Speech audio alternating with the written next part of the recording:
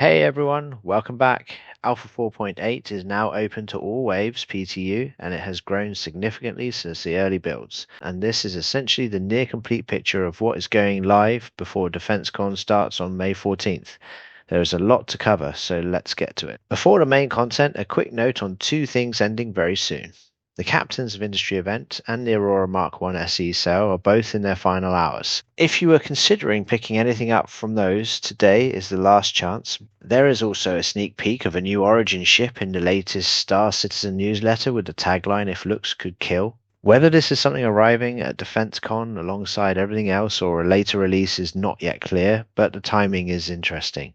Now onto the patch itself. The latest build added a significant amount of new content on top of what was already in testing, starting with the Utiliflex Crossbow, which is finally in-game. This has been one of the most anticipated FPS weapons for a while, and it is now testable in the PTU. Developer Zach Price described it as featuring fast aim time, excellent hip fire, high alpha damage, and a lightweight build. The trade-offs are a visible projectile tracer, limited ammo capacity, and significant projectile drop.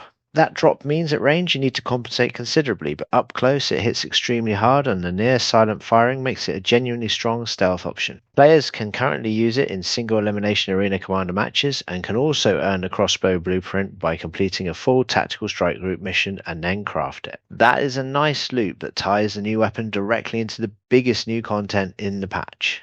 The tactical strike groups themselves have had notable changes in the latest builds. You now need to have completed the Intersect intro mission and have at least rank 3 with Intersect to access TSG contracts. Critically though, only one player in a group needs that reputation level to bring others along. The turrets at QV extraction stations no longer respawn during missions, which removes a significant frustration for groups working through those locations. CIG has also done a lot of performance, LOD, lighting and art polish on the TSG locations, and they are looking considerably better. The balance and challenge level continues to be iterated on between builds. Ship battles V3 with defend location missions is now in the patch. This is a new category of ship combat mission where a location is under attack and your job is to stop it. Enemy bombers make coordinated runs on fuel storage and critical infrastructure and you need to intercept them before they complete those runs. Let too many through and the mission fails. V3 also introduces a combined variant that layers an escort objective on top of the defense. While you're shooting down bombers, a friendly ship is either launching or landing and hostile fighters are targeting it. Both objectives are active simultaneously and you have to complete both to succeed. This combined mission is designed to stress different ship classes with interceptors and heavier fighters filling different roles in the engagement. Defend location missions are available across asteroid mining bases in Stanton, Pyro and Nyx across a wide range of difficulty tiers and are issued by multiple organizations depending on location. Flight suits now show a percentage readout for your current G-force resistance and they have been added to Cubby Blast in Area 18 and Scutters at Grim Hex. The G-force system is working as intended with racing and combat flight suits at the top, no armor as baseline, light and medium armor giving a slight reduction and heavy armor significantly reducing. Your tolerance Salvage has a useful new quality of life update. Items that are registered to you now display with green text when you're targeting them with a salvage tool, making it immediately clear what you own versus what belongs to another player. Items being bricked show a red timer, straightforward but practically very useful during busy salvage runs.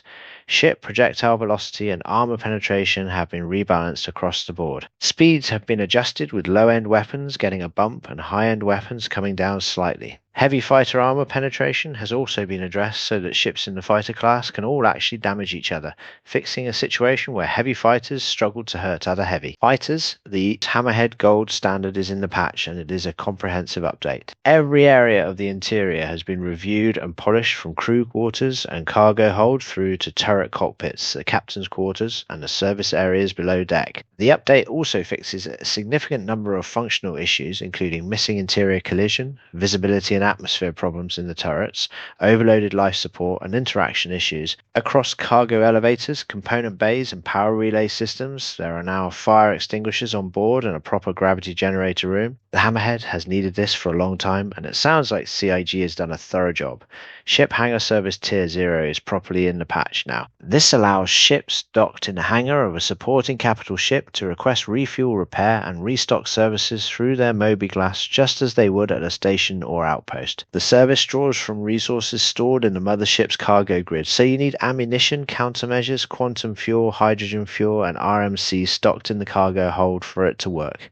Those supplies can be purchased at admin offices at Seraphim Station, TDD locations, and major station admin offices. The feature is currently available on the Karak, Idris, Polaris, and 890 Jump, as well as the allied NPC Idris in the Tactical Strike Group mission. Multiple ships can be serviced simultaneously, and the crew of the Mothership does not need to do anything manually. Pricing is set automatically at launch. The refueling system has received a major overhaul, and it is genuinely impressive. There is now a dedicated refueling operator mode accessible by pressing M, similar to mining or salvage operator mode. Entering it automatically extends or retracts the fuel nozzle. Either party can send a docking request to initiate the process. Once docked, fuel transfer is initiated through the VMA. You select the amount, confirm the price, and the fuel flows. As long as the relevant pods are open, the fuel now flows automatically after purchase, though players can still manually control flow, open and close individual pods, and transfer fuel between pods if they want that level of control. 10 new fuel pod and nozzle variants have been added. The refueling beacon system is also in. Players who are out of fuel can broadcast a request from their mobiGlas specifying whether they need hydrogen fuel, quantum fuel, or both. Within 5 to 10 minutes, an NPC starfarer will respond and fly out to assist. A completely fuel-depleted ship cannot move under its own power, but auto-docking does not require fuel, meaning you can still initiate the docking connection and complete the refuel even from a dead stop. Dedicated refueling missions are now available from the United Wayfarers Club for players who own refueling ships. The missions task you with docking with an NPC ship and refueling it to at least 85% capacity. There are also distress signal ambush contracts where a fake beacon lures you to a decoy satellite and hostile AI ships quantum jump in when you arrive. The mission provider warns you before they attack, and eliminating the hostiles earns a bonus payout above the base contract rate. Running from the engagement still completes the contract for the base amount, which is a sensible design choice given you will typically be in a starfarer rather than a combat ship. That is the full picture of what 4.8 is bringing to All Waves PTU right now. DefenseCon starts May 14th and the live release is expected before that. There is a lot to test and CIG is going to be working hard over the next week to get everything polished before it goes live. Thanks for watching everyone, and I will catch you in the verse.